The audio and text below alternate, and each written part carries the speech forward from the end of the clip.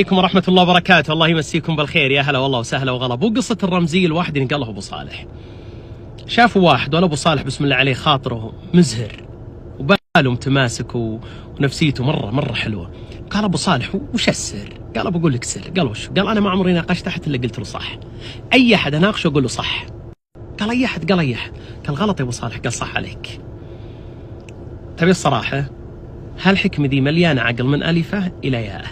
ليش؟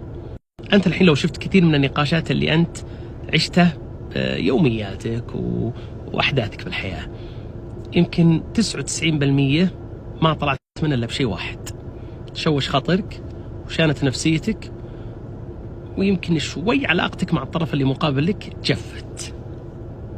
أنت ما وصلت ولا الطرف اللي قبلك لنا. قال الإمام الشافعي لما قال ما تكلم أحد إلا أحببت أن يوفق. هذه مرحلة صعبة، مرة صعبة، أسأل الله أن يوفقنا له. لذلك ترى العرب لما تقول المرء مخبوء تحت لسانه، ترى يقولون تكلم حتى أراك حتى أعرفك أسمع صوتك. يعني نظر منه أنت.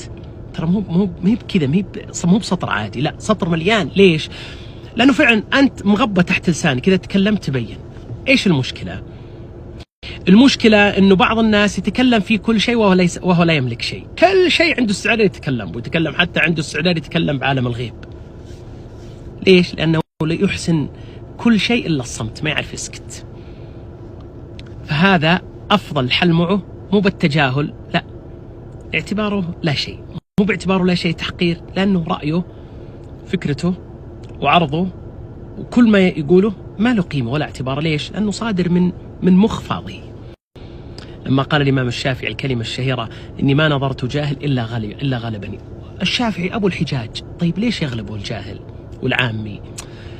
بس علشان شيء واحد، وشو؟ ما يملك فكرة عشان تقدر تقنعه، ولا يملك برهان ودليل عشان تقدر تاخذ وتعطي معه. يتكلم لك بذوقياته ويتكلم لك بوجهة نظر جايبه من راس فاضي. طيب أنا ليش يضيع خاطري وبالي؟ وأحيانا تراه يعني أحيانا تصل وتيرة الحدة بينكم إلى السماء. طيب خليك مثل أبو صالح، اقفز، انقزه. ابن المدينة مرة وش يقول عن الإمام أحمد، ذكر مواصفات، قال كان عاقلا. ترى مو بعاقل إنه معه عقل، أكيد هو ما أخذ هالعلم هذه إلا إنه مليان عقل. عاقل لأنه يعرف وش يقول ومتى يقول. فلما قيل له ناظر بن أبي دؤاد، بس قال الإمام أحمد كلمة واحدة، وشو؟ قال لست أعرفه عالما فأكلمه. ليش أحطه فوق منزلته؟ خلاص مو بأهل إنه يقابله، مو بند، ما يصلح واحد أخذ مع واعطي وهذه مواصفاته. بيلي واحد فخم، واحد كشخة.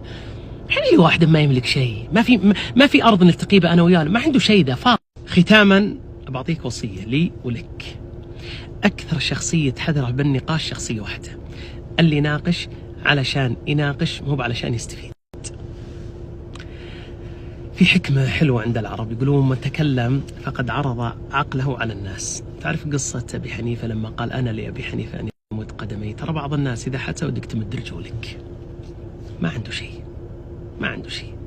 حرام مثل هذا تضيع صحك وخاطرك وناستك وبالك واستقرارك على واحد ما عنده شيء يخسره بالحياة. يلا بالتوفيق.